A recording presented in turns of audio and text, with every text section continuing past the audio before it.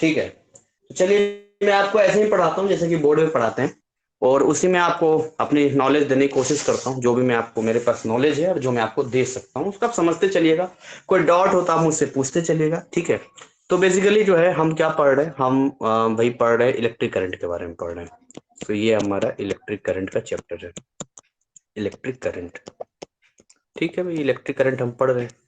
Electric current जो है आप सभी जानते हैं कि भाई ये जो चैप्टर है 17 है, 17वां चैप्टर है, और इस पे हमारी पढ़ाई कंटिन्यू चल रही है। और इसी में हम लोग आगे बढ़ते जाएंगे, जो भी चीजें होगी देखते जाएंगे, समझते जाएंगे। अब इसमें यह है कि भाई इलेक्ट्रिक करंट में पढ़ते क्या है हम लोग। सबसे बेसिक जो सवाल आता है कि किसी भी चैप्टर में कुछ भी हम पढ़ते हैं तो पढ़ते क्या है।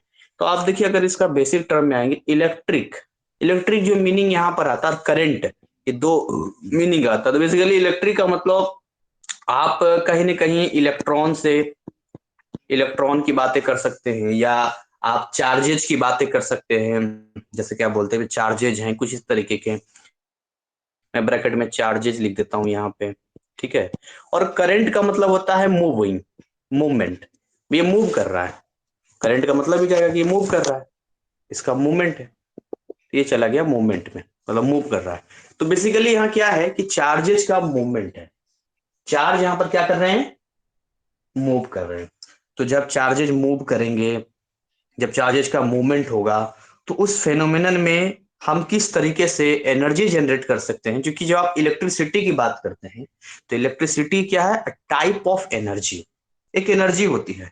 उस एनर्जी का इस्तेमाल हम लोग अलग अलग काम में करते हैं। जैसे पंखे के केस में इलेक्ट्रिसिटी जो है, इलेक्ट्रिक एनर्जी जो है, वो काइनेटिक एनर्जी में कन्वर्ट हो जाता है। पंखा घुमाने का काम करता है आपका, अलग अलग है मैं बता रहा हूँ। या आप मान के चलिए कि गीजर में आप इलेक्ट्रिक एनर्जी क्या करता है, वो क्या करता है, वो हीट एनर्जी में कन्वर्ट कर देता है।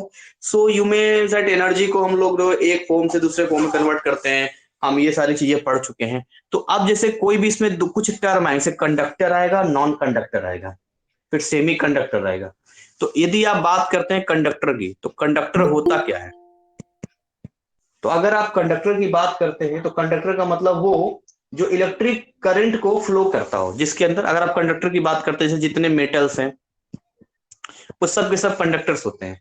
तो कंडक्टर्स के मीनिंग बेसिकली क्या जाता है, कंडक्टर्स मीन्स व्हाट। तो कंडक्टर्स मिलते हैं जिसके अंदर फ्लो होता है। क्या फ्लो होता है, इलेक्ट्रिक करंट। इलेक्ट्रिक करंट क्या होगा, फ्लो होगा। तो इलेक्ट्रिक करंट फ्लो हो रहा है, इसलिए हम बोल रहे हैं इसको कंडक्टर बोल रहे हैं, ठीक है। कोई दिक्कत वाली बात नहीं है। कंडक्टर इसलिए इलेक्ट्रिक करंट फ्लो हो रहा है। अब हम लोग जानेंगे, इसका अपोजिट जानेंगे तो नॉन कंडक्टर हो जाएगा। इसका अपोजिट जाएंगे तो नॉन कंडक्टर की जब हम बात करते हैं, तो नॉन कंडक्टर में कौन चला जाएगा। अगर आप बात करते हैं नॉन कंडक्टर्स की, तो नॉन मेटल्स हो गए, प्लास्टिक हो गया, जो भी आप बात कर लीजिए जिनके अंदर जो है फ्लो नहीं होता इलेक्ट्रिक करंट, इसका अपोजिट हो गया।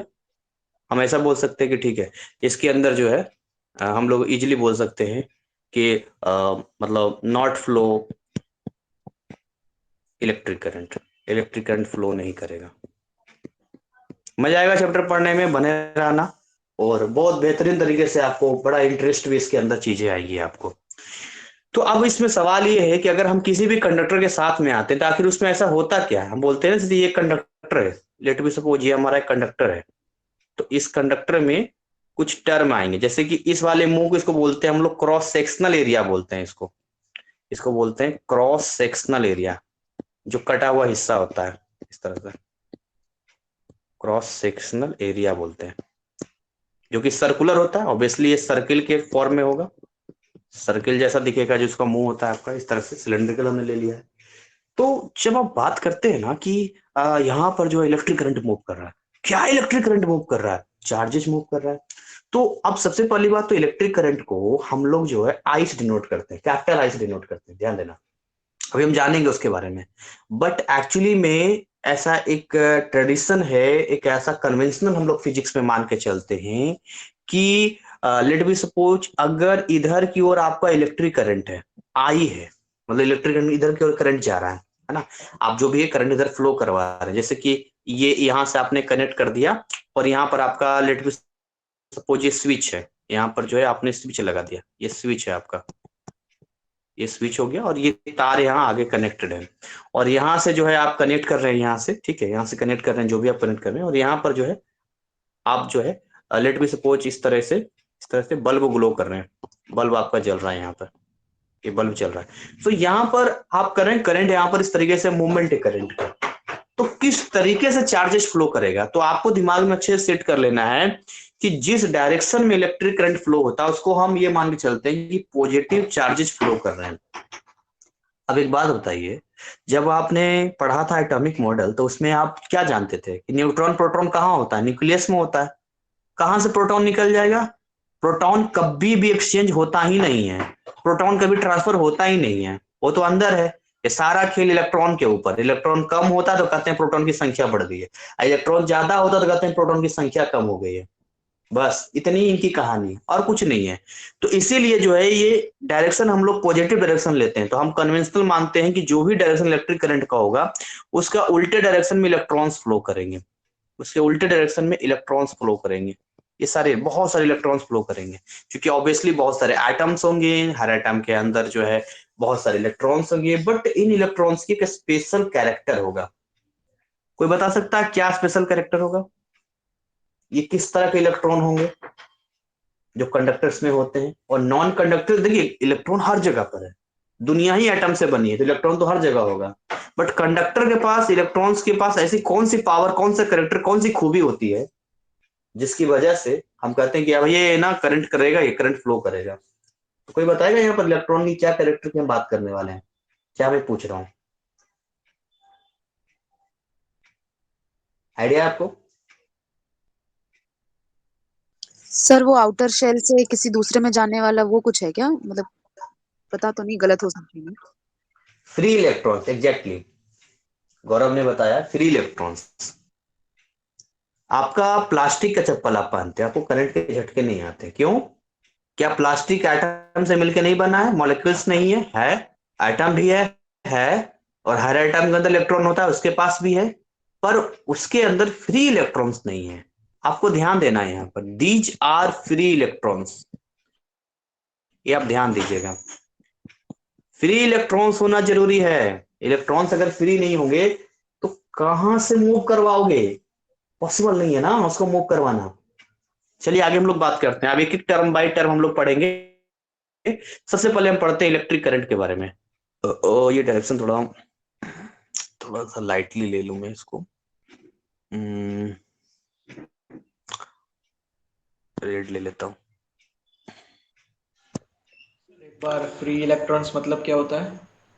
बेरोजगार इलेक्ट्रॉन, खाली है, जहां भी लोग बेरोजगार रहेंगे आप जाएंगे, अरे भैया आ गए, एक एक आना था, एक दो आदमी के 10 आदमी आ जाएगा आपको लेने के लिए, जितना काम करवा लो, और क्या, सबसे सरल सबसे आसान, यही फ्री इलेक्ट्रॉन है। मूविंग करेगा ना, मूव करेगा वो, क्योंकि जब तक इलेक्ट्रॉन नहीं मूव करेगा, समझिए, जब तक इलेक्ट्रॉन नहीं मूव करेगा तब तक इलेक्ट्रिक करंट होगा ही नहीं, इलेक्ट्रिक करंट का कोई अस्तित्व ही नहीं है देखा जाए तो। नॉन इलेक्ट्रिक कंडक्टिंग इलेक्ट्रॉन्स कैसे पैटर्न अलग अलग होता है, उनका पैटर्न होता है, दैट्स अ डिफरेंट थिंग, वो बहुत अंदर की बात है, लेकिन यही आपको समझना है यहाँ पे कि यहाँ पर जो है टोटली, जैसे आप, मैं आपको अपने एक्सपीरियंस बताता हूँ। जैसे गांव में क्या होता था, जैसे खंबे से, मतलब ट्रांसफार्मर से बिजली आ रही है हर घर में, तो ट्रांसफार्मर से बिजली हर घर में आ रही है, तो ऐसा होता था कि वो एक फेज में होता था, दो फेज, और एक फेज का मतलब अभी आगे आपको क्लियर हो जाएगा। तो एक फेज का मतलब ये होता था कि भाई वहां से जो है अर्थिंग आपको घर में देना पड़ेगा, वहां से करंट आ रही है और अर्थिंग आपको घर में देना है। तो जैसे आपका ये घर है, लेट बी सपोज ये आपका घर है, ठीक, ये आपका घर है, यहाँ पे इस तरह से आपका ये घर है। अब इस घर में क्या है कि आप यहां से बिजली ला रहे हैं, यहां से ट्रांसफार्मर से बिजली आ रहा है, ये आपका ट्रांसफार्मर है मान के चलिए, ये आपका हो गया ट्रांसफार्मर, ट्रांसफार्मर हो गया, ये यहां से बिजली आ रही है आपकी। तो अगर यहां से बिजली आ रही है तो खाली करंट आ रहा है, इलेक्ट्रिक करंट आ रहा है यहाँ पर, तो ऑब्वियसली इसके अपोजिशन में जो है ना, इलेक्ट्रॉन का मूवमेंट जरूरी है। तो हम लोग क्या करते हैं, घर में अर्थिंग करते हैं, मतलब ये जमीन होता है, तो यहाँ पर इस तरीके का सिंबल यूज करते हैं, इस तरीके से घर में अर्थिंग कर देते हैं, इसको अर्थिंग कहते हैं। अब आपको पता है धरती के पास तो ठूस ठूस के, मतलब बहुत सारे इलेक्ट्रॉन्स हैं, इलेक्ट्रॉन की कमी तो है ही नहीं घरों में, मतलब सॉरी धरती के अंदर, तो होता क्या है, यहां से इलेक्ट्रॉन मूव करता है और ये इलेक्ट्रॉन फिर इस रास्ते से जाता है। तो कहने का मतलब है कि उधर से तो बिजली आ रही है। अब अगर आपका अर्थिंग स्ट्रांग है, अगर अर्थिंग स्ट्रांग है, देखिए आप रिटेल लिखेंगे तो मुझे थोड़ी दिक्कत होती है, मैं आपको जवाब नहीं दे पाऊंगा। अब तो सर कोई यूज नहीं करता है अर्थिंग सर का। हाँ थोड़ा अगर आप बोल सकते हैं तो ठीक है, क्योंकि मेरे घर में अर्थिंग है। अच्छा ठीक है। तो एक्चुअली होता क्या है अर्थिंग का, मैं बता रहा हूँ, अब अर्थिंग की जरूरत ही नहीं है। तो जब अर्थिंग होता है तो यहाँ पर ये होता है कि घरों में जैसे कि अब पंखे चल रहे हैं, बल्ब जल रहा है या कुछ भी हो रहा है, यहाँ पर बात समझिए। अगर आपका अर्थिंग कमजोर है, यानी कि आपकी अर्थिंग से इलेक्ट्रॉन्स कम आ रहे हैं, तो ऑब्वियसली यहाँ से करंट भी कम आएगा ना, क्योंकि इलेक्ट्रिक करंट का तो कोई अस्तित्व ही नहीं है। बेसिकली आप जितना इलेक्ट्रॉन मूव करवा सकते हैं उसका उल्टा उतना करंट मूव करेगा, सीधी सी बात है। ये इसका लॉजिकल कॉन्सेप्ट अगर आपको समझना है तो। अर्थिंग मतलब होता है जैसे कोई भी रॉड वगैरह धरती में गाड़ दिया जाता है, लोहे का, मेटल का, और उसमें तार बांध दिया जाता है, उसी को अर्थिंग करते हैं। और उस वहां पर जो है मतलब घेर दिया जाता है कि भाई वहां पर कोई इर्द गिर्द में कोई पानी वानी काम नहीं करेगा या नाली वाली नहीं होगा, वरना करंट आ सकता है वहां पर। तो प्रॉब्लम होता है, कई लोग तो हैंडपंप में ही अर्थिंग बना देते थे, हद तो तब होती थी। तो अगर अर्थिंग स्ट्रांग है तो इलेक्ट्रॉन मजबूत जाएगा और घर में उतना बढ़िया वोल्टेज आपको मिलेगा। बात समझिए यहाँ पे। तो अब होता ये था कि गांव में सबने अपने अपने घर में अर्थिंग लगा रखी थी, और अर्थिंग में इलेक्ट्रॉन ज्यादा चाहिए तो कई लोग तो बड़े लंबे लंबे रॉड घुसाते थे, लंबे लंबे रॉड मिट्टी के अंदर डालते थे और वहां पानी वानी थोड़ा भिंगा के रखते थे। कई लोग उसके अंदर जो है सॉल्ट घोल के डालते थे जी। सॉल्ट NaCl होता है, अब NaCl होता है तो Na प्लस और Cl माइनस में टूटेगा, तो ऑलरेडी जो इलेक्ट्रॉन उसके पास काफी संख्या में आ जाएंगे, तो उससे वोल्टेज बढ़ जाता था। तो हम लोग ऐसा होता था कि किसी घर में मान लो कि डीवीडी है, डीवीडी भी कहाँ, सीडी होता था, डीवीडी भी कहाँ होता था। सीडी का और डीवीडी में फर्क ये होता है कि उसपे सिंगल कैसेट ही चलता है, एक एक मूवी के कई सारे पार्ट्स आते थे कैसेट। तो हम लोग भाड़े पर लाके देखते थे, है ना, जो भी रहता था। तो उसमें हम लोग उसमें अर्थिंग डाल देते ताकि टीवी चल सके, और बैठ के हम लोग देखते थे। कई बार घर में भी चलाना होता था। तो मेरा एक्सपीरियंस मैं बता रहा हूँ कि एक बार क्या हुआ, मूवी आ रही थी कोई मिल गया। अब कोई मिल गया मूवी आ रही थी, और रोहित मेहरा का सीन था, और वोल्टेज बहुत कम था, और उस दिन वैसे ही पापा भी सो रहे थे। अब उनको ये लगा कि भाई टीवी क्यों चला रहा है, और डीडी नेशनल पे मूवी आती थी रात के 10:30 बजे, 12:30 बजे, 1 बजे वो खत्म होती थी। और मेरी आदत थी कि मैं हमेशा जो है फ्राइडे सैटरडे की मूवी जरूर देखता था रात वाली। अब तक मैंने खाली डीडी नेशनल पर 1,500 मूवी से ज्यादा ही देख लिया होगा। 1970 से लेके अब तक की सारी मूवी जो भी उस समय तक था, सेकंड क्लास में था तब से ही मैं देखता था। तो अब उस रात में आ रहा था, कोई मिल गया, ऋतिक रोशन वाली मूवी आ रही थी। अब उस चक्कर में क्या हुआ कि वहां वोल्टेज कम गया गांव में, हो सकता है किसी वजह से कई बार कम भी जाता है। अब मुझे पता था कि अर्थिंग डालना है, तो मैं फटाफट गया, नमक का डब्बा डाला पानी में, और वहां बताया जाता कि भाई वो पानी डालते हैं ना तो हिसाब से डालना है, ऐसा ना हो कि करंट सप्लाई हो जाए। मतलब आप पानी का फ्लो डाल रहे हैं, उस फ्लो से कहीं आपको झटका ना लग जाए या करंट अपना ना लग जाए। हालांकि इस तरह का नहीं हुआ, प्लास्टिक का पाइप होता है। हमने डाल दिया, फिर भी वोल्टेज कम। तो उसे पहले ही पापा ने 3 बार पापा से वो हो गया, उन्होंने टीवी बंद कर दी, और हमने फिर से टीवी खोल ली। तो उन्होंने रिमोट का जो है वो निकाल दिया, क्या बोलते, बैटरी निकाल दी, सेल्स निकाल दिया। हमने जुगाड़ कर रखा था भाई, पूरी प्लानिंग होती थी, हमने फिर से सेल्स डाल दिए। फिर उन्होंने निकाल दिया, फिर हमने डाल दिया, फिर लास्ट में कहा ठीक है देख लो। हमने देख रहे थे। लास्ट में वो सीन चल रहा था जब रोहित मेहरा जो है एलियन को छोड़ने के लिए जाता है और लोग उसके पीछे पड़े होते हैं। अब चक्कर ये था कि भाई वो एलियन को अपने उसके डेस्टिनेशन तक या उसके स्पेसशिप तक पहुंचा पाता है कि नहीं पहुंचा पाता है। सबसे बड़ी बात ये थी, उस समय मेरा वोल्टेज कम गया। अब टीवी बहुत छोटा दिख रहा है, समझिए पूरा पिक्चर चल ही नहीं रहा है, एकदम बीच वाला खाली चल रहा है डीम डाम की तरह। अब मुझे लग रहा है टीवी उड़े तो उड़े, लेकिन ना वो स्टोरी देखनी है कि आगे होता क्या है। बच्चा था और इतनी अच्छी मूवी है। अब ये वो हो जाती है, फटाफट पानी डाल रहा हूँ, पानी डाल रहा हूँ, जाके देख रहा हूँ कहाँ कहाँ पर नमक पानी डाला। अर्थिंग के पास केवल डाला था जहां पर अर्थिंग था, थोड़ी सी वोल्टेज बढ़ गई थी। तो वही मैं आपको बता रहा हूँ उसमें कि ये जो है मैंने खुद गांव में रहा हूं तो इसका एक्सपीरियंस है। अब क्या होता है कि जो खंबे होते हैं ना उसी के नीचे, मतलब अब क्या होता है कि इसी के नीचे दे दिया जाता है, इसी के नीचे यहाँ पर धरती में डाल दिया जाता है। तो आपको ये लफड़ा करने की जरूरत नहीं होती, ऑलरेडी आपको अच्छा खासा वोल्टेज और कोई प्रॉब्लम नहीं होता है आपको। अब अर्थिंग नहीं है ना, अर्थिंग जहाँ है वहां पानी नमक डालेंगे, कई बार लोग गोबर भी घोल के डाल देते हैं, जो कि उसके अंदर भी सॉल्ट्स होते हैं, जो भी सॉल्ट वाली चीजें होगी तो डिजोल्व होगा तो प्लस माइनस में टूटेगा ना, और जब प्लस माइनस में टूटेगा तो माइनस इलेक्ट्रॉन को ही तो रिप्रेजेंट करता है, तो ओवरऑल आपकी क्या है, इलेक्ट्रॉन ही तो बढ़ाना चाहते हैं आप वहां पर।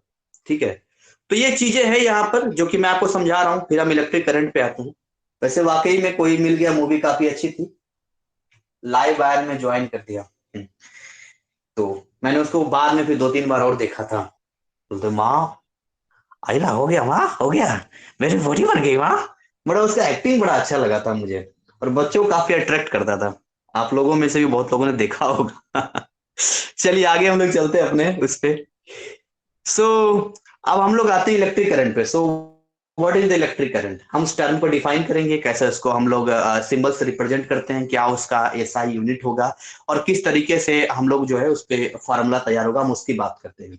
हम आई आई हमारे सामने बहुत आ रहा, आई आई आई, है ना। So I means what, this is the denotation of electric current, but actually में इसका जो यूनिट होता है, ऐसा यूनिट होता है, वो अलग होता है। तो उस टर्म को मैं लिखता हूँ, तो मैंने समझाने के लिए लिख दिया था। ये चैप्टर बिल्कुल रटा हुआ है मेरा, आप जैसे कहेंगे वैसे पढ़ा दूंगा, कोई दिक्कत नहीं, और खुद भी पढ़ेंगे तो आपको पढ़ने में अच्छा लगेगा और बड़ा ऐसा जाना पहचाना सा लगेगा। So we define electric current. Electric current, इसको आई से डिनोट करते हैं। इलेक्ट्रिक करंट बेसिकली होता क्या है, इसको हम समझते हैं। मैं आपको प्रैक्टिकली समझाने की जितनी कोशिश हो सकेगा मैं आपको समझाऊंगा, सो आप चिंता नहीं करना, बस आप समझते चलो। देखिए बेसिकली अगर इसके डेफिनेशन की हम लोग बात करते हैं, तो इसका जो फॉर्मूला होता है वो आई इज इक्वल टू क्या होता है यहाँ पर, आई इज इक्वल टू होता है क्यू बाई टी होता है यहाँ पर। I is equal to Q by T. I यहाँ पर जो होता है वो इलेक्ट्रिक करंट को डिनोट कर रहा है यहाँ पर, ये आपका इलेक्ट्रिक करंट है, और ये जो है चार्ज को डिनोट कर रहा है, चार्जेस को डिनोट कर रहा है, इलेक्ट्रिक चार्ज बोल सकते हैं, you mean electric charge, and T आपका टाइम को डिनोट कर रहा है। तो अब इसका जो ये होता है, ये एम्पियर में होता है, मैं पूरा लिख देता हूं, एम्पियर में होता है, जिसको ए से डिनोट करते हैं। टाइम को आप जानते हैं कि सेकंड से डिनोट होता है, और चार्ज को आप जानते हैं कि कूलॉम में डिनोट करते हैं, या आप अच्छे से जानते हैं। ये बेसिक बेसिक चीजें हो गई आपके सामने। अब हम लोग कॉन्सेप्ट पे आएंगे, समझने की कोशिश करेंगे कि एक्चुअली में क्या मीनिंग होता है इलेक्ट्रिक करंट का। सो अगर हम एक कंडक्टर का फॉर्मेशन करते हैं, एक कंडक्टर यहाँ पर बनाते हैं, यहाँ पर हमने एक कंडक्टर बनाया आपके सामने, देखिए ये कंडक्टर बनाया। अब इस कंडक्टर में हम जानते हैं कि अगर मान के चलिए इलेक्ट्रिक करंट इधर आई जा रहा है, तो इसके अपोजिट में इलेक्ट्रॉन मूव कर रहा होगा, ये हमें बताने की जरूरत नहीं है, ऑलरेडी हमारे माइंड में फिट है। लेकिन एक पल के लिए अगर इलेक्ट्रॉन को हम भूल जाते हैं, लेट बी सपोज हम इलेक्ट्रॉन को भूल जाते हैं, हम इलेक्ट्रॉन की बात ही नहीं करते हैं, हम बार बार इलेक्ट्रॉन की बात नहीं करेंगे, हम लोग खाली बात करते हैं कि इलेक्ट्रिक करंट इधर की ओर जा रहा है।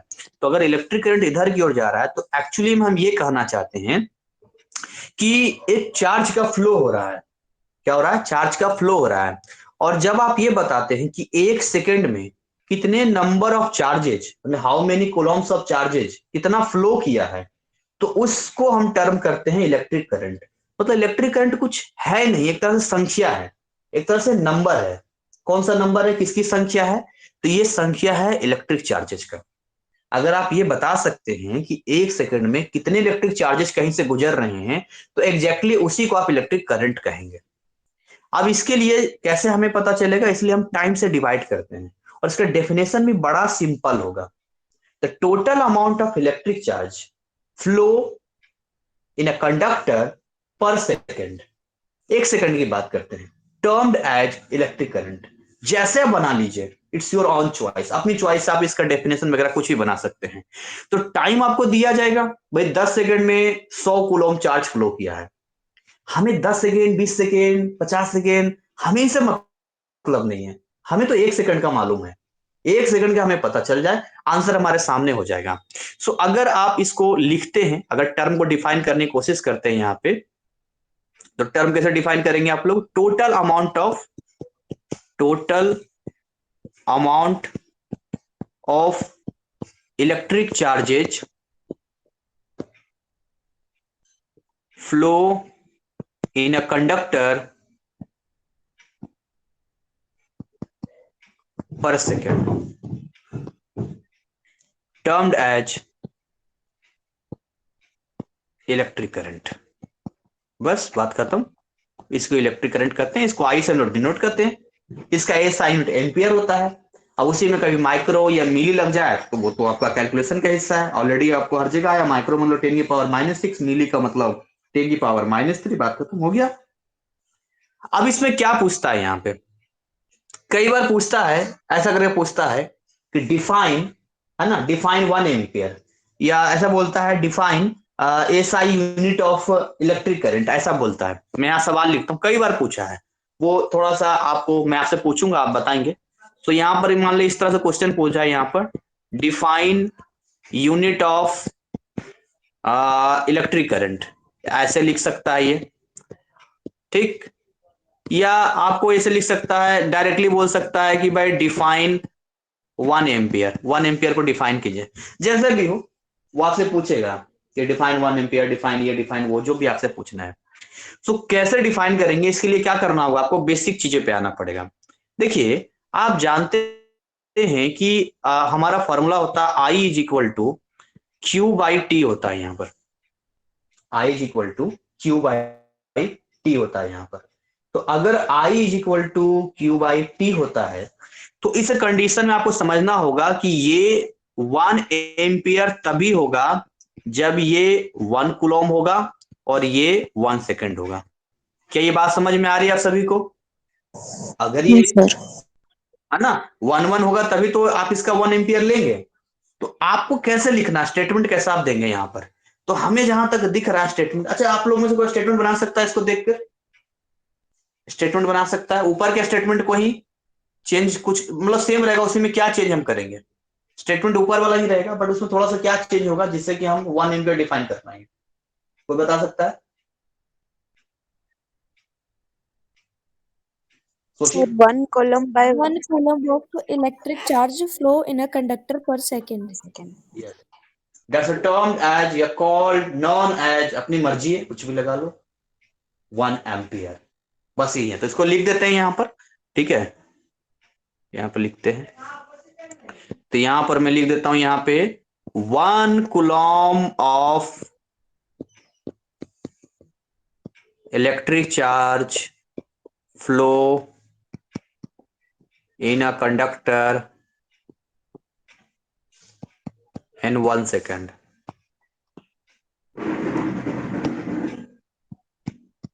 termed as 1 ampere. बात खत्म। हम लोग इसी को 1 एम्पियर कहते हैं, हो गया हमारा काम। ठीक है, तो हमने ये सीख लिया कि इलेक्ट्रिक करंट क्या होता है और काफी सारी चीजें हमने यहाँ पर जानकारी ले लिया। अब आगे हम लोग फर्दर चलते हैं, नेक्स्ट हम लोग बात करते हैं। तो इलेक्ट्रिक करंट के बाद आते हैं इलेक्ट्रिक पोटेंशियल पे। इलेक्ट्रिक पोटेंशियल होता क्या है, और वापस इलेक्ट्रिक पोटेंशियल ऑलरेडी आप पढ़ चुके हैं। 1 coulomb electric charge flow in 1 second is called 1 ampere, बिल्कुल आप लिख सकते हैं। आप ये हटा सकते हैं इन्हें, कंडक्टर का मामला ऑब्वियसली कंडक्टर में चलता है, एज योर चॉइस, आपकी मर्जी है वो, ठीक है। तो अब आते हैं, सबसे पहले तो आते हैं वोल्टेज बोलते हैं या इलेक्ट्रिक पोटेंशियल बोलते हैं। तो कुछ टर्म को हम लोग क्लियर कर लेते हैं, और वो ऑलरेडी आप पढ़ चुके हैं, फिर भी मैं आपके लिए एक बार आपके लिए कुछ करूंगा, मैं बताऊंगा आपको। तो सबसे पहले इलेक्ट्रिक पोटेंशियल पे आते हैं। इलेक्ट्रिक पोटेंशियल बेसिकली जो होता है पॉइंट का होता है। इलेक्ट्रिक पोटेंशियल जो होता है वो पॉइंट का होता है। यहाँ पर ये जो होता है पार्टिकुलर पॉइंट का होता है,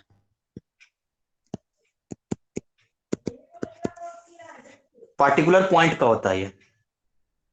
अब पार्टिकुलर पॉइंट की जब हम लोग बात करते हैं, जैसे कि मैंने आपको बताया कि जैसे मान के चलिए यहाँ ए पॉइंट है, यहाँ बी पॉइंट है, यहाँ सी पॉइंट है, यहाँ डी पॉइंट है। तो कहने का मतलब ये हो गया कि हर पॉइंट का अपना एक इलेक्ट्रिक पोटेंशियल होता है, हर पॉइंट का। जैसे कि हर रूट में जितने भी स्टेशन आते हैं तो हर का अपना अपना किराया होता है। बट हम बोलते कैसे हैं, तो हम बोलते ऐसे हैं कि देखिए कहीं यहाँ इन्फिनिटी होगा, इन्फिनिटी से इस तरह से, इन्फिनिटी से पार्टिकुलर पॉइंट ए पर आने में जितना वर्क करना पड़ा है ना, वो आपका चला जाएगा किसमें, तो वो चला जाएगा आपका उस पॉइंट ए का कहलाएगा। क्या कहलाएगा? तो उस पॉइंट ए का इलेक्ट्रिक पोटेंशियल कहलाएगा। उसी तरीके से इन्फिनिटी से पॉइंट बी तक जाने में जो भी है, अगर मूवमेंट हमारा ऐसा है, लेट मी सपोज ये हमारा मूवमेंट है, तो ऑब्वियसली आप बता सकते हैं कि हमारा सही सीक्वेंस क्या होगा। वीए बड़ा होगा या वीबी बड़ा होगा, क्या लगता है आपको, कौन बड़ा होगा?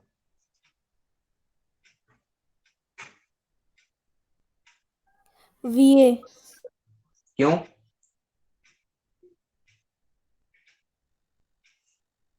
वीबी भी कुछ लोग बोल रहे, रीजन बताइए। देखिए आपने कुछ बोला है तो सोच के ही बोला होगा ना, कुछ तो साइंस है तो रीजन के साथ ही बोलेंगे ना आप। डिस्टेंस डिस्टेंस की वजह से। डिस्टेंस की वजह से, अच्छा ठीक है।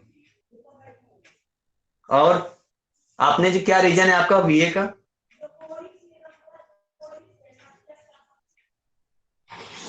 क्या होगा? जिनमें वीए बताया क्या रीजन है, क्या सोच के आपने बोला वीए? बीवी वालों ने तो बता दिया डिस्टेंस से है, बता सकते हैं, कोई दिक्कत नहीं है।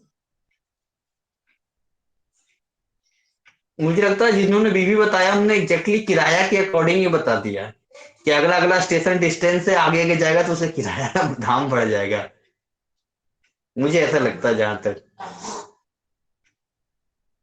देखिए मैं, अच्छा वैसा नहीं है। अच्छा वीवी डिस्टेंस के अकॉर्डिंग आपने बताया, लेकिन ये गलत जवाब है, वीए सही जवाब है। इसके पीछे रीजन क्या है कि आप एनर्जी की बात कर रहे हैं, आप पोटेंशियल की बात कर रहे हैं। सोचिए कि आप दौड़ते हुए कहीं से आ रहे हैं और दौड़ते दौड़ते सबसे पहले आपके घर से पहले आपके दोस्त का घर पड़ता है, तो ऑब्वियसली आप जब अपने दोस्त के घर पहुंचेंगे तो वहां आपकी एक एनर्जी होगी, और वहां से दौड़ते दौड़ते फिर जब अपने घर पर आएंगे तो क्या उससे ज्यादा एनर्जी आपके पास होगी या कम एनर्जी होगी, बताइए? कम हो। कम हो जाएगी, तो यही बात तो मैं समझाना चाह रहा हूं, कम हो जाएगी। तो इसीलिए यहां पर जो सीक्वेंस होगा वो वीए बड़ा होगा, फिर वीवी होगा, फिर वीसी होगा एंड देन वीडी होगा। This is the correct sequence. तो बेसिकली इलेक्ट्रिक पोटेंशियल मतलब उसकी पावर, इलेक्ट्रिक पोटेंशियल मतलब एनर्जी बेस हो जाएगी। मैंने सोचा डिस्टेंस का होगा, हाँ इसमें थोड़ा कंफ्यूजन होता है इसलिए बता रहा हूं मैं। अब देखिए कोई भी दो पॉइंट के बीच यदि आप डिफरेंस निकालते हैं इनके पोटेंशियल्स का, तो उसको हम लोग वोल्टेज बोलते हैं या इलेक्ट्रिक पोटेंशियल डिफरेंस के नाम से जानते हैं। बस इतना ही इसकी कहानी है, यही इनकी डिफरेंस की एक बार बोलिए कहानी। सर। क्या कर रहे हो? और एक बार बोलिए सर वो बात। हाँ मैं बोल लिख भी रहा हूं, यहाँ पे इलेक्ट्रिक पोटेंशियल डिफरेंस लिखता हूं मैं, ठीक है। So we are writing here electric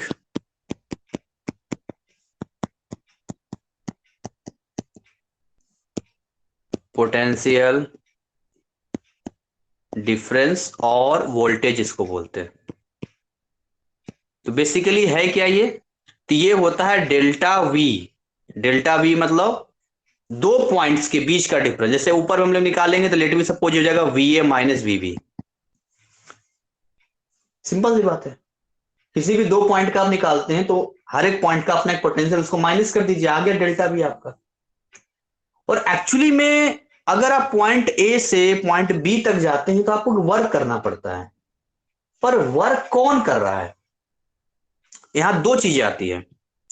जैसे from point A to B, तो from point A to B की यदि आप बात करते हैं तो यहां पर क्या करना पड़ रहा है आपको? वर्क, वर्क करना पड़ रहा है। समझ में आ रहा है आप लोग को? ए से बी में जाएगा तो वर्क करेगा ना, वो एनर्जी का लॉस होगा ना। Yes sir. क्लियर नहीं है? दूसरा यस। सवाल आपको पूछना है, दूसरा सवाल पूछना है यहाँ पे। दूसरा सवाल आपको पूछना है जी सर। कि यहां पर कौन, हु इज वर्किंग या who is moving, who is moving या वर्किंग, कौन कर रहा है काम, बताएंगे जरा, कौन काम कर रहा है यहाँ पर, कौन काम कर रहा है? इलेक्ट्रॉन। चार्ज बोल सकते हैं, इलेक्ट्रॉन की कहानी तो मैंने बोला कि आप रख दीजिए, क्योंकि आई का मतलब पॉजिटिविटी से हम बात करते हैं, तो उसी डायरेक्शन में फ्लो होने वाले चार्ज की हम लोग बात कर लेते हैं। तो कौन मूव कर रहा है? Electric charge. इसको हम लोग W से डिनोट करते हैं और इसको हम लोग Q से डिनोट करते हैं। सो ओवरऑल ये दो चीजें हमारे सामने आ जाती हैं, दो चीजें। तो जब हम लोग इसको डिफाइन करते हैं, जब हम इसको डिफाइन करते हैं तो डेफिनेशन में हम लोग कैसे लिखेंगे? डेफिनेशन में हम लोग क्या ऐसा कहेंगे जिससे कि हमारा डेफिनेशन कंप्लीट हो जाए। यहाँ पे अगर हम इंफिनिटी से भी लेके चलते हैं, मान लो किसी पॉइंट का पोटेंशियल भी करते हैं, तो हम बोलते हैं इंफिनिटी से आ रहा है, मतलब in electric field from infinity to any point when any charge move, कोई चार्ज जब मूव करता है and has to do work, और जब उसको काम करना पड़ता है, ठीक है, तो उसको जो हम बोलते हैं, उसको हम ऐसा बोलते हैं कि ये हमारा पोटेंशियल है, बट हमें 1 कूलम का लेना पड़ेगा। 1 कूलम। हम बहुत सारे चार्जेस का हमें नहीं, वैसे बहुत सारे यात्री जा रहे हैं ट्रेन में, तो भाई उसमें हमें सबका क्या लेना देना, किसी एक का बता दो कितना किराया, उसी से आइडिया लग जाएगा। तो इसको हम ऐसा बोलते हैं कि भाई कोई 1 कूलम बता दीजिए। जैसे मान लो चलिए आप ही इलेक्ट्रिक चार्ज हैं, तो अगर आप इलेक्ट्रिक चार्ज हैं तो आप मूव कर रहे हैं, तो आप इंडिविजुअल अकेले हो गए ना, आप 1 कूलम की बात कर रहे हैं। तो इसको बेसिकली अगर हम डिफाइन करेंगे इसको, तो हम बोलेंगे इन electric field, in electric field work done of 1 coulomb of charge in electric field, work done of 1 coulomb of charge in moving from infinity to any point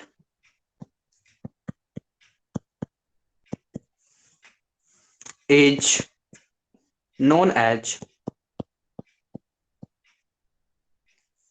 अब देखिए उस पॉइंट पे, पर्टिकुलर उस पॉइंट पे आ रहा है, वो पर्टिकुलर उस पॉइंट पे वो आ रहा है। कहां से? इंफिनिटी से। हम 2 पॉइंट, 3 पॉइंट, 4 पॉइंट की बात नहीं कर रहे हैं, हम पर्टिकुलर किसी पॉइंट की बात कर रहे हैं। तो उसको हम बोलेंगे, उसको हम क्या टर्म करेंगे? Termed as electric potential, electric potential of that point. उस पॉइंट का हम लोग इलेक्ट्रिक पोटेंशियल बोलेंगे। इसको अगर आप इजी वे में अगर समझाऊं तो देखिए, सबसे पहले तो इलेक्ट्रिक फील्ड में हो रहा है ये सारा काम। इलेक्ट्रिक फील्ड में हो रहा है तभी अपोजिशन में मकड़ी का जाल है और उसमें चल रहे हैं, तो सामने से हवा आ रही है, रोकने की कोशिश कर रहा है कोई भी कुछ हो, उसके अगेंस्ट हमें बढ़ते जाना, बढ़ते जाना है, बढ़ते जाना है। तो अपनी एनर्जी खर्च करनी पड़ेगी, वर्क करना पड़ेगा। लेकिन पार्टिकुलरली हम 1 कूलम ऑफ चार्ज की बात करते हैं। ये 1 कूलम ऑफ चार्ज जितनी मेहनत करेगा, जितना वर्क करेगा इलेक्ट्रिक फील्ड के अंदर, और जिस पॉइंट तक पहुंचेगा, तो जितना भी उस पॉइंट तक पहुंचने में उसने वर्क किया है, वो जो वैल्यू होगी वो कहलाएगी उस पॉइंट का इलेक्ट्रिक पोटेंशियल। मतलब हिंदी बोलेंगे, इलेक्ट्रिक फील्ड में 1 कूलम चार्ज जब इन्फिनिटी से किसी पॉइंट तक पहुंचता है, या ऐसे बोल सकते हैं कि इलेक्ट्रिक फील्ड में ए इन्फिनिटी से किसी पॉइंट तक 1 कूलम चार्ज को मूव करने में जितना काम करना पड़ता है, जितना वर्क करना पड़ता है, वो उस पॉइंट का इलेक्ट्रिक पोटेंशियल कहलाता है।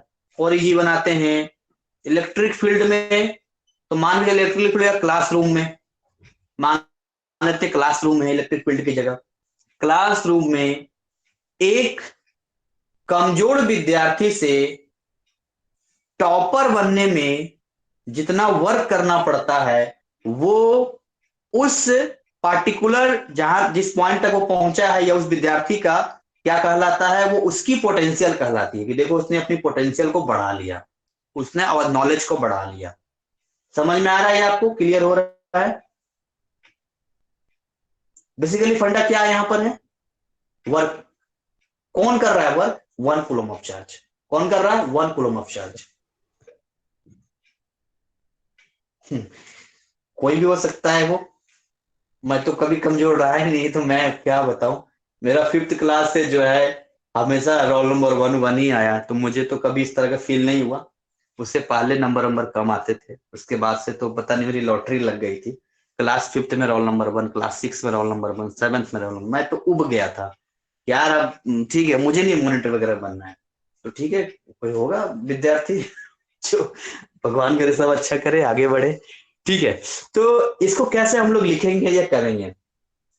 ठीक, तो इसमें हम लोग ऐसा लिखते हैं कि ऐसा लिखते हैं V इज इक्वल टू, हम लोग ऐसा लिखते हैं W वर्क कर रहा है, बट हम लोग ऐसा बोलते हैं कि 10 कूलम ऑफ चार्ज है, 100 जूल वर्क किया, हमें 10 कूलम से थोड़ी ना मतलब है, हमें तो 1 कूलम से, किसी एक से मतलब है। तो हम लोग यहाँ पर Q से वो कर देते हैं, Q। आप चाहें तो ऐसे लिख सकते हैं यहाँ पे।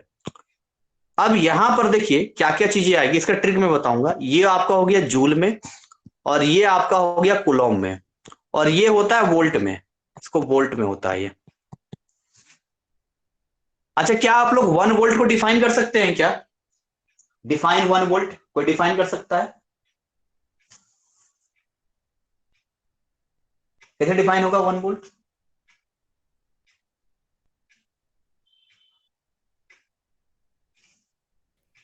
When 1 joule of work done in bringing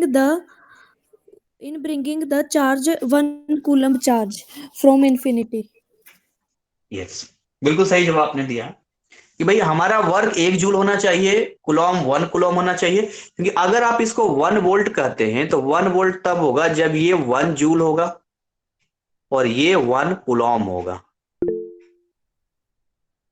ये 1 कुलॉम होगा। तब हम कहेंगे यहाँ पे कि 1 volt is equal to 1 joule और नीचे 1 कुलॉम, और देन हम इजीली इसको क्या कर सकते हैं, डिफाइन कर सकते हैं। अच्छा, कई बार ना हम इसको भूल जाते हैं, कई बार जो है हम इसमें फार्मूला में कंफ्यूजन हो जाता है, क्योंकि फार्मूलों की संख्या बढ़ जाती है तो दिमाग में कंफ्यूजन आ जाता है। तो एक ट्रिक मैंने बनाया है, एक क्रिएटिविटी है, और क्रिएटिविटी ये है कि भाई मुझे डायरेक्टर शुरू से बनना था, तो डायरेक्टर टीचर बन गया, तो यहाँ होता है। बट बहुत जल्द आप लोग का सिलेबस में निपटा दूं 1 आध साल में। देन आफ्टर अपना एक छोटा सा प्रोडक्शन हाउस कह सकते हैं आप, यूट्यूब का। बड़ा प्रोडक्शन हाउस तो बहुत महंगा होता है। एक टीम में टीम मेंबर्स, अपना लोकल टीम मेंबर्स बना रहा हूँ, ढूंढ रहा हूँ। और बहुत जल्द जो है आपको सोशल मीडिया पर जो है जैसे जो वीडियोज होते हैं और उसमें जो सोशल मैसेज होता है, ये बहुत सारी चीजें होती है, वो बहुत जल्द देखने को मिलेगा।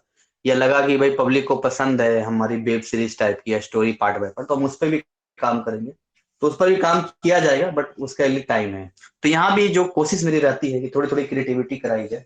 हाँ, मेरा मन तो ये भी होता है कि जैसे मैं मिमिक्री अच्छा कर लेता हूँ, तो मिमिक्री अच्छा कर लेता हूँ तो मेरा ये होता है कि भाई कार्टून कैसे बनते हैं अगर ये मुझे पता हो जाए, तो मैं एक साथ कई आवाजें निकाल सकता हूँ, कई आवाजें। जो आवाज मुझे सुना दीजिए वो आवाज में निकाल दूंगा, वो मुझे मालूम चल जाता है वहां पे।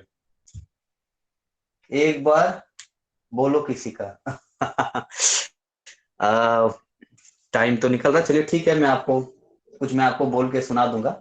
जैसे कि मोदी जी की आवाज है, तो मोदी जी की आवाज में जैसे कि मान के चलिए कि हाँ, एनिमेशन मुझे आएगा तब होगा। मोदी जी में से पूछा गया कि भाई आप हिंदी कैसे बोल लेते हैं। मतलब राजू श्रीवास्तव गए थे इंटरव्यू में, तो उन्होंने पूछा था, मोदी जी से मिलने गए थे कि मोदी जी आप हिंदी कैसे बोल लेते हैं। तो उन्होंने बोला कि श्रीवास्तव जी, मैं चाय बेचा करता था, चाय बेचते बेचते लोग हिंदी बोला करते थे, और मैं चाय बेचते बेचते हिंदी बोलना सीख गया। लोग कहते हैं मोदी जी आप जब तक हैं देश का क्या होगा।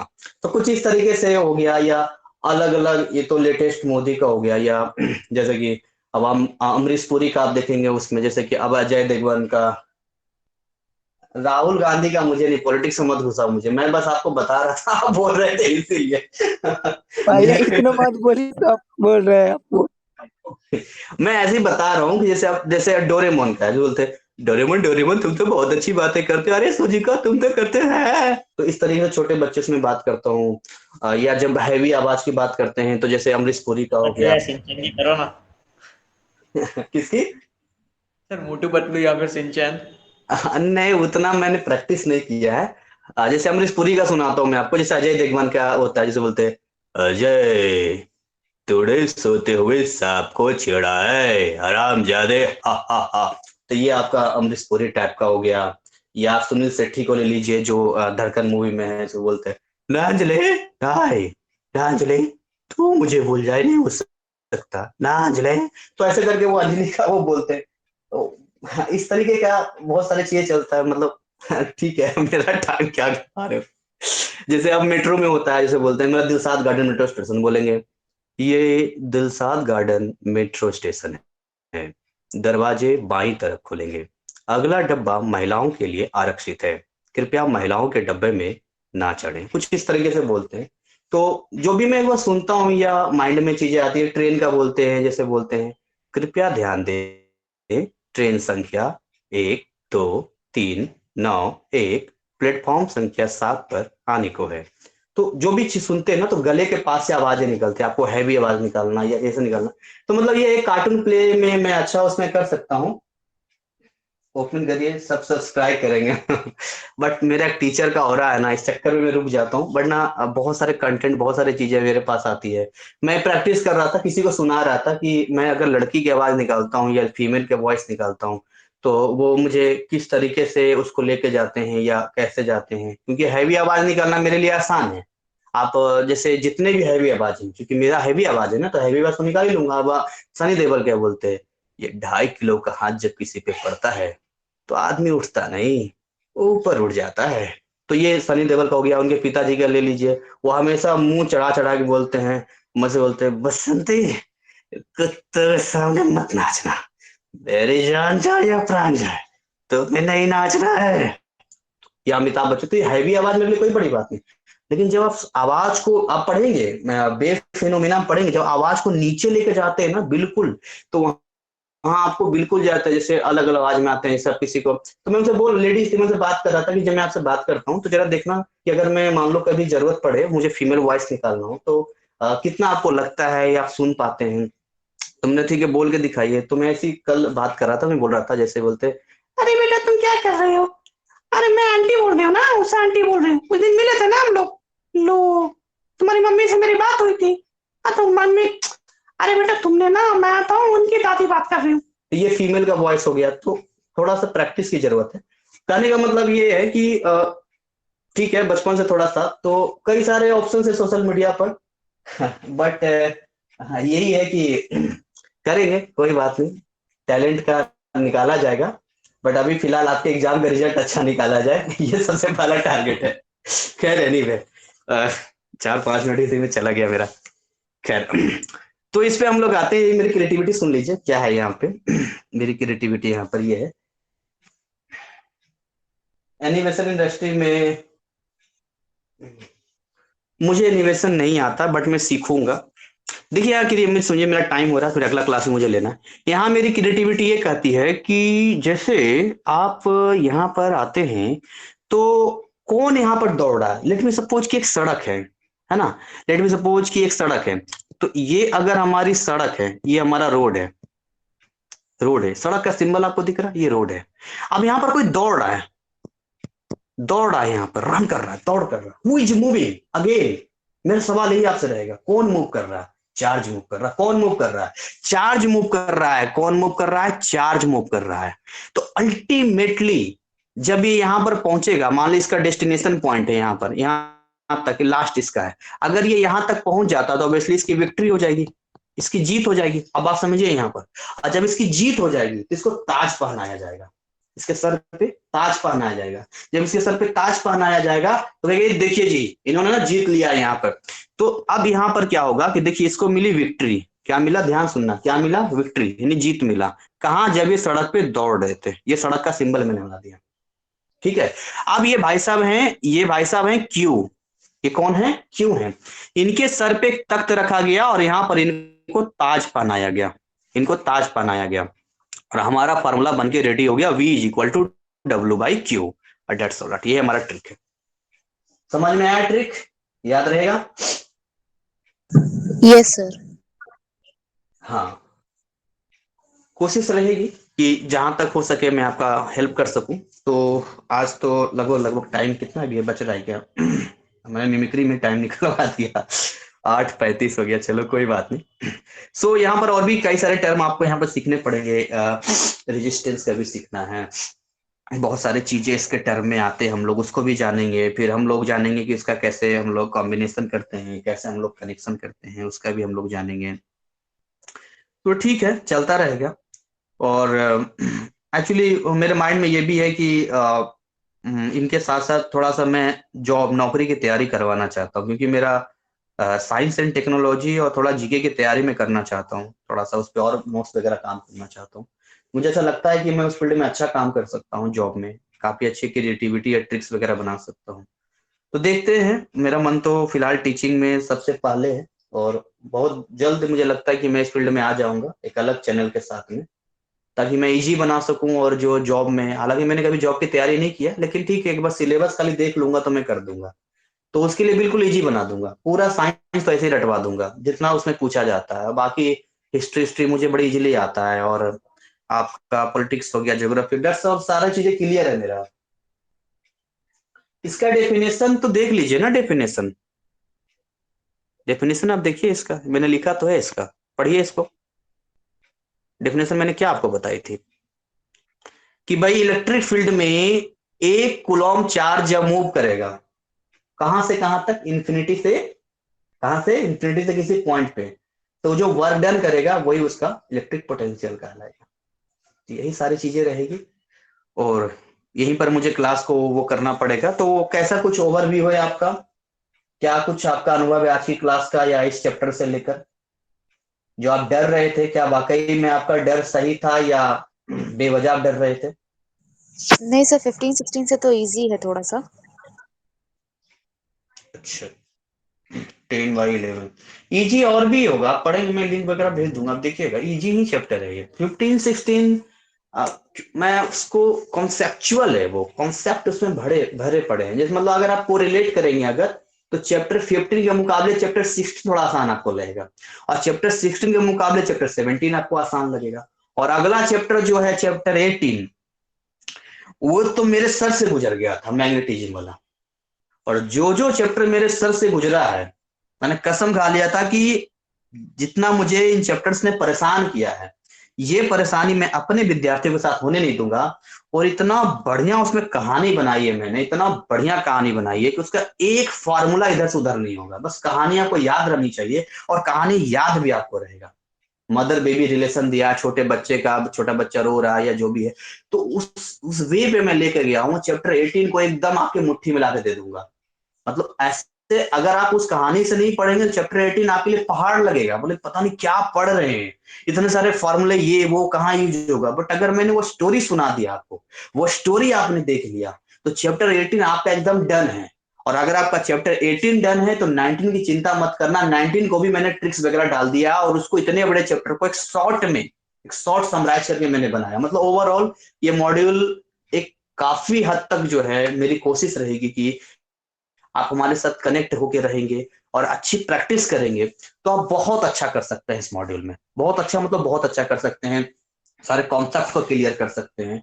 बट दो ही तीन चीजें होती है, तो समझ में आना चाहिए, और कई बार लोगों को समझ में आता है तो प्रैक्टिस नहीं करते हैं। आप प्रैक्टिस नहीं करेंगे तब भी प्रॉब्लम, समस्या हो जाती है। खैर एनीवे, आप मुझे बताइए पीडीएफ चाहिए क्या, जो मैंने अभी लिखा है तो मैं ग्रुप में भेज दूंगा। हालांकि ये रिकॉर्डिंग तो ठीक है, मैं अभी रिकॉर्डिंग अभी हो जाएगी तो आपको ये शेयर कर दूंगा।